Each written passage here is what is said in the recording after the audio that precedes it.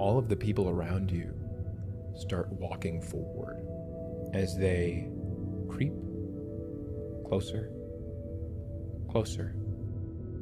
And you see the first one fall. As one by one, all of the people in this place cast themselves into the hole. What's the floating guy doing? Oh, he's just standing. Promise. You, as the heart, feel this sudden suffusion of energy and people's voices as many other people join you. However, you get the distinct sensation as one strong voice departs. You know this voice. This is Pride's brother, leaving you behind. As you get this feeling, we flash back to Pride as you're in this cage. Even though it's only been, for the rest of the world, minutes, it's felt like you've been here for ages. Days, weeks, you don't know, but you're growing impatient. Do I feel like my debt has been lifted? Do I know if I succeeded at bringing my brother back? Or do I just have no idea? So remind me what your contract with Incarn does. Would you know that your brother's alive? Well, it's less about my whole motivation was bringing my brother back to life because he was the one who had all the debt. But whatever contracts or whatever he had signed, like immediately when he died, it all transferred to me. Right. And so my goal was to bring him back to life so that all the debt would get transferred back to him again. And like Incarn was sort of something that like came along with that because it was so much debt that I was kind of indebting myself to Incarn. You still have his eye in the jar, but something changes. You don't know what's going on in the world outside, but as you look at the jar, you see the eye disappear. But before it vanishes, it moves and looks right at you, and the pupils dilate. And you get this sense that it winks and then flickers out of existence. As this happens, we go back out and we see Grex and Nox as you both watch as all of these people fall down into the heart. And you're seeing Pride's brother, and he turns to look at you. Now what is it you want? You two, who are still here. I would want to know that Mirth is safe and happy. I just want to know that he's okay. And if he's okay, then you can have me or anything you want, but I just would like to see it. I can make that deal. And he turns to you, Nox. What about you? What is it you want? What do you want? Maybe we can help you. What do I want? I want what everyone wants. Money, power, but I still need more. I guess that's the answer. More things, more people. The ones you really should be talking to are the others we journeyed here with. They have much they wish to speak with you about. Oh yes, Pride, my dear sibling. Now, where is she? I don't know. You can't sense her? He casts about and looks around. I get the feeling she's close, but I don't know where specifically. And it's not in my power. Strike me as a man that hungers for more. If you are hungry, you are in the right place. The heart will feed you should you desire. But are you willing to stave off, to cast aside your ego? My ego? No. Then die. I'm gonna pull out the bow and say, give Pride back. Nox and Grex, correct. Grex, You said you wanted to see Lost Ice Mirth. If Mirth was going to be okay, right? He can't see me in person, but if you have some way of transmitting a vision, I understand maybe you communicate in dreams. I certainly do.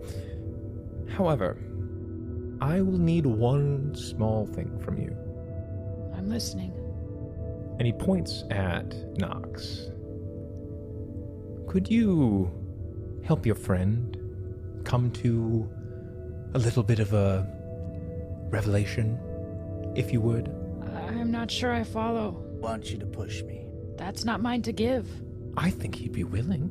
He came down here for a reason, didn't he? Adventure? What's more adventurous than the heart itself? You speak of this desire, this hunger for more.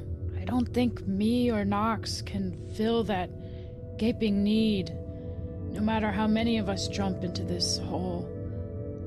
Maybe there's something I could do for you. And my bees kind of like come out of their waxing hiding holes and surround me.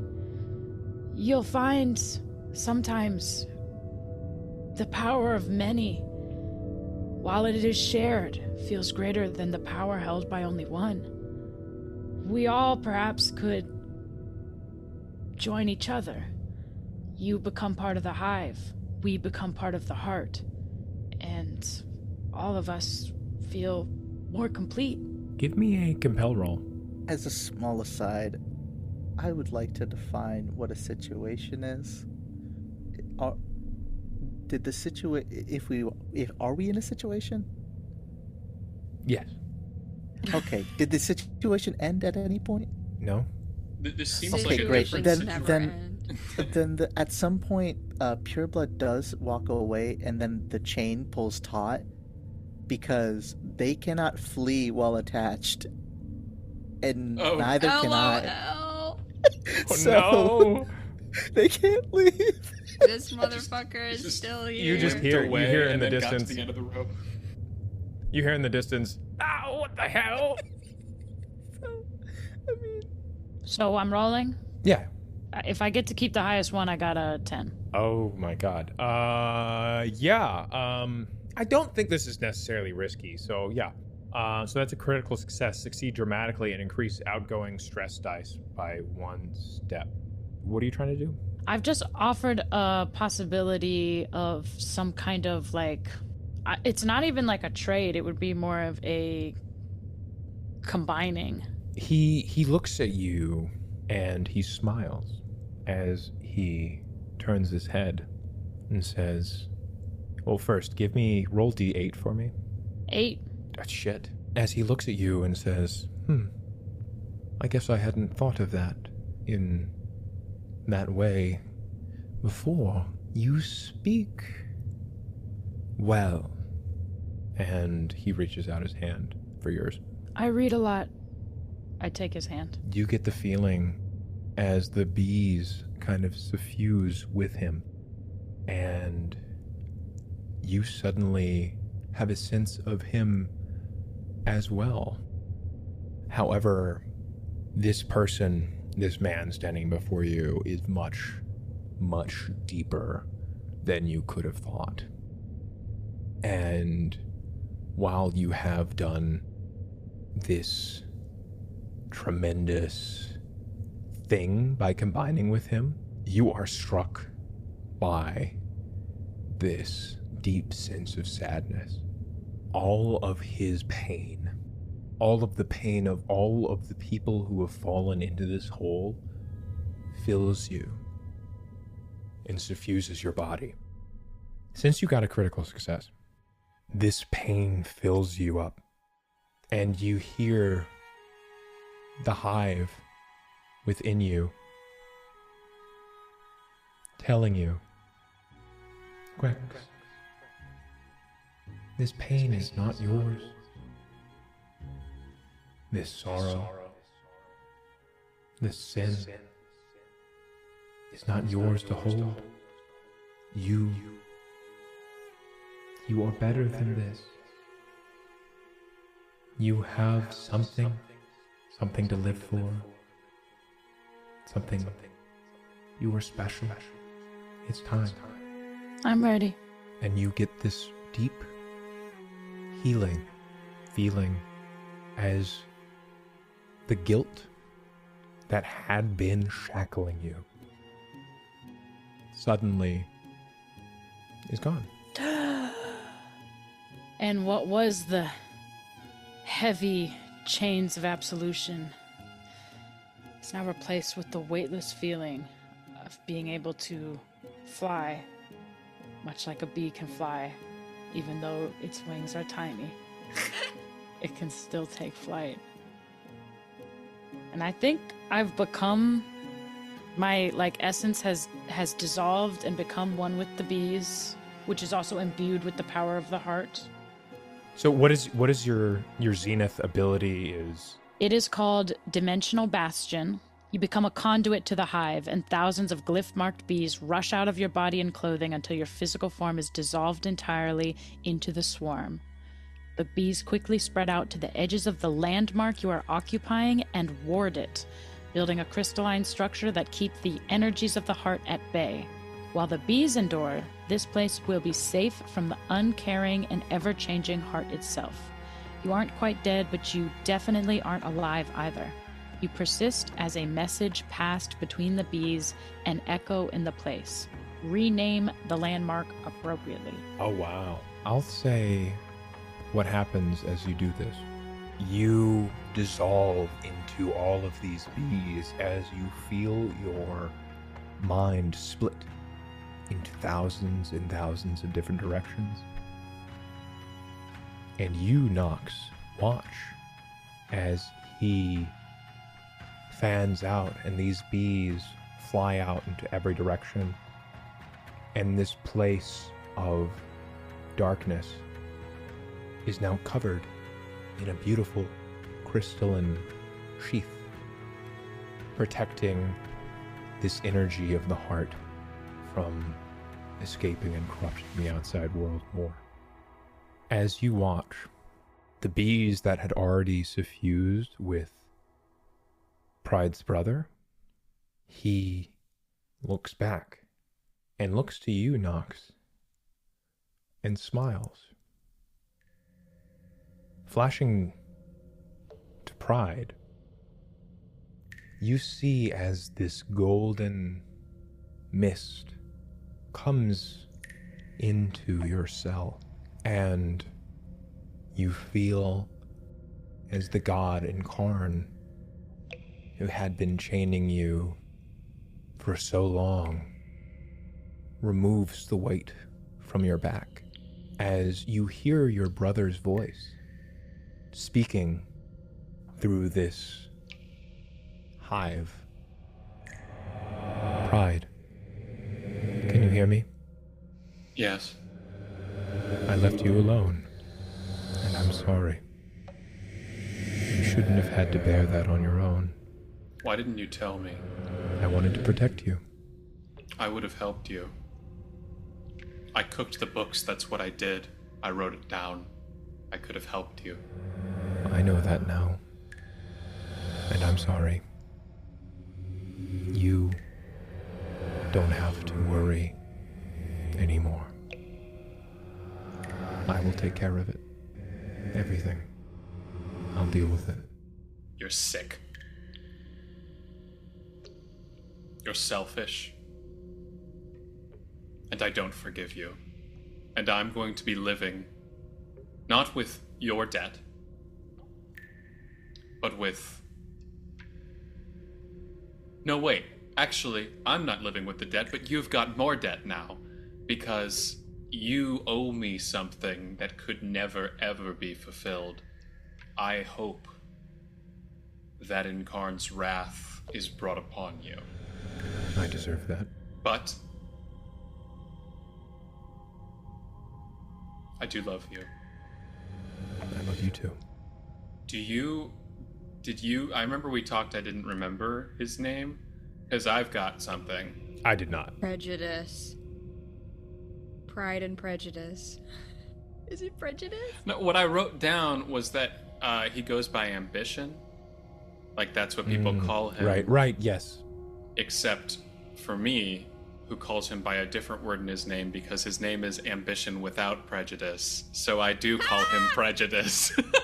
Wow. This is incredible. Yeah. Beautiful. And you feel pride, the control that your master, that your debt had on you. Release. And with that, that is my Zenith beat, so I get to use my Zenith ability, which there's a couple options. However, I think the most fitting here, there are a couple that are about how I die. However, there's one that is the ultimate reward. You did it. You paid it off. You finally got out of Incarn's debt.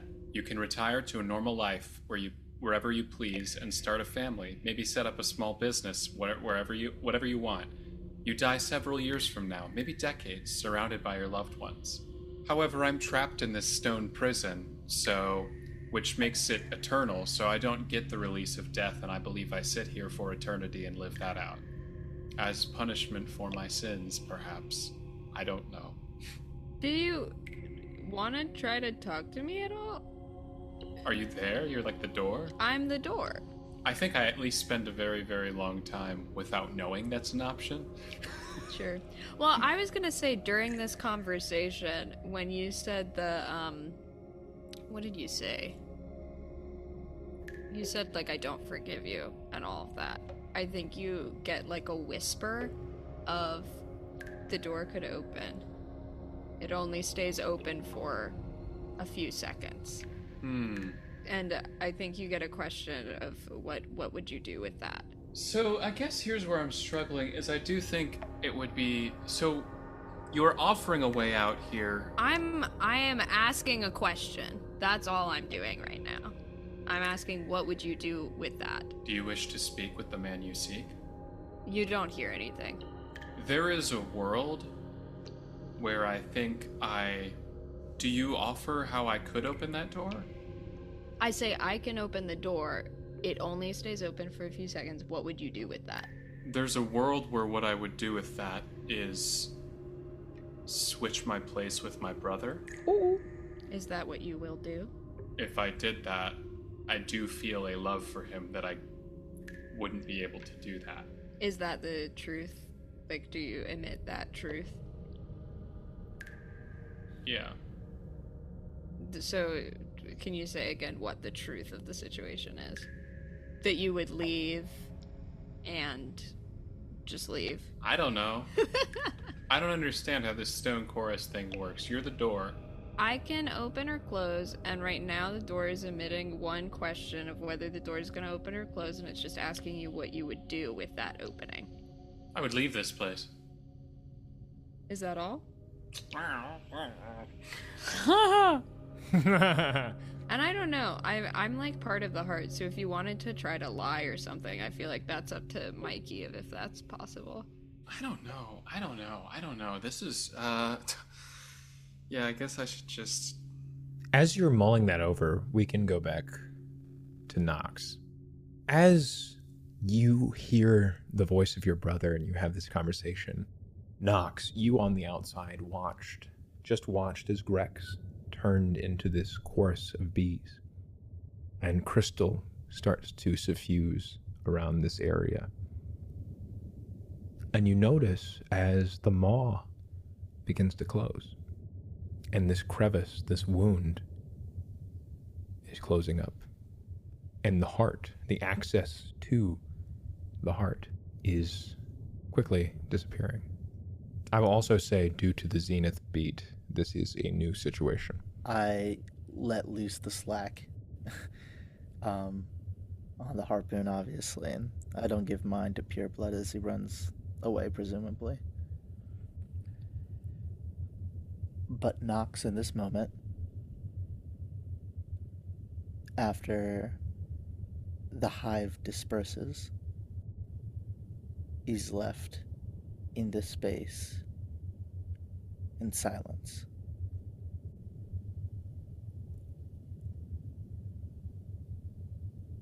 Solitude.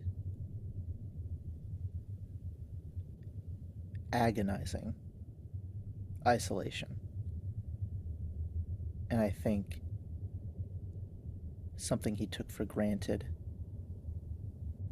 was, for a short while in this world, he had people. And pride is gone. Promise is gone. And, well, the hive is here, but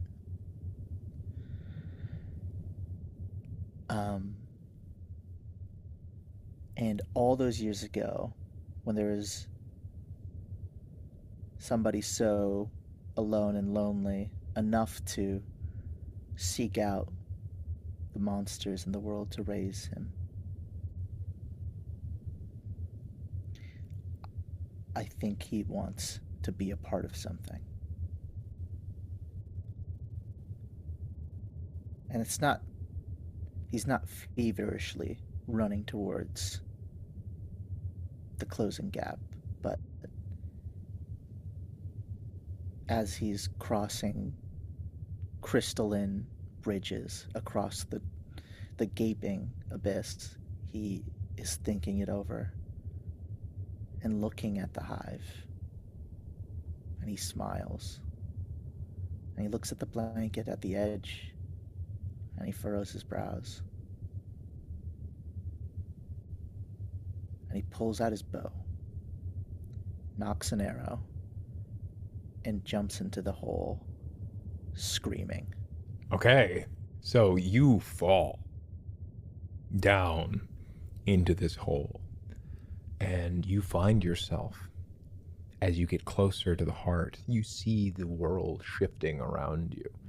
As you feel yourself suddenly suffused with this energy, as you are now in tier 4, and you have reached your zenith beat. Lovely. I think screams turn into cackling hyena laughter as the gap is still present, as it's still there, just the tiniest bit of inch. In this moment, I die, and my body is claimed by the heart as I activate my zenith ability. Roots emerge from the tiniest gap of the crystals. Many roots. And green suffuses this place of crystal. A commingling of the hive and, well, myself now, because my zenith ability is Wield and Woe. Following the passing of a legendary hunter, sometimes the forest, an ancient heaven for wordless hunters and gigantic beasts they pursue, crashes into the heart to claim their body as a prize. And so the place I'm in is overwhelmed by this forest. I immediately establish a new landmark where I'm standing. Relic trees crash and tear through the walls of reality. Swarms of giant beasts smash apart the world around them, and your body is subsumed into the black, fecund soil to be reborn. This fracture will remain connected to the landmark for a few hours before it is severed. Then, the trees will petrify into a dead forest of glittering opal, ill-auspiced and frequented only by the dead. When you are reborn, you awaken in the forest. You have an afterlife of hunting, feasting, and howling at the strange, indifferent stars. But yeah, I think in this moment, the whole space is taken over.